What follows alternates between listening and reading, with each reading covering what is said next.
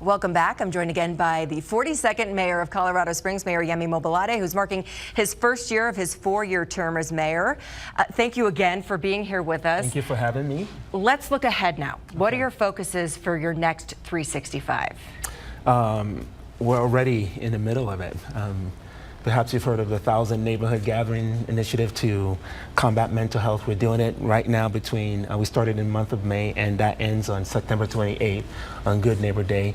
Emergency medical services is a big one that, for me, that really helps position our city in a place where we can respond to and offer our residents the best public safety services. The city's strategic plan is going to be finished in a couple of years, and it's been a 4 or 5 month process where we've engaged the public, and that will help determine how I deliver those services for our residents for the next 4 to 5 years. So we have a lot in front of us, and I'm excited to deliver on all these promises.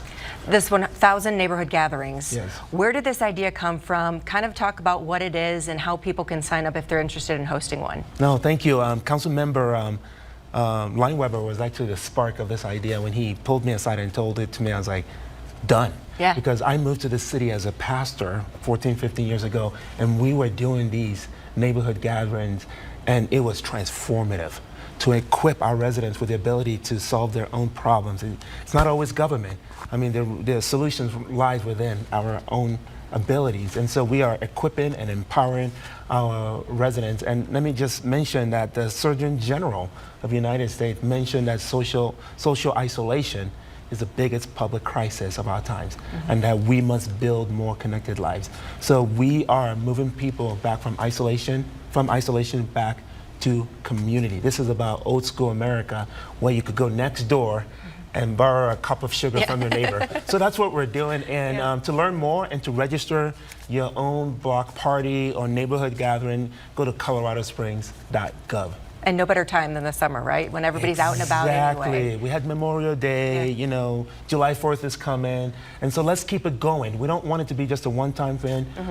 We want it to be a lifestyle. And I promise you, we're going to see tremendous results in terms of our collective community mental well-being. Let's talk about the state of small businesses in our city. How do we compare with the rest of the state, and what are you doing for small business owners? Yeah, it's one of the actually compliments that I hear from people from the outside, that it's actually the barrier to start a business in Colorado Springs is fairly low. I mean, the permitting process is not cumbersome like many cities. So it's my intent not just to keep it that way, but to reduce even more of those obstacles.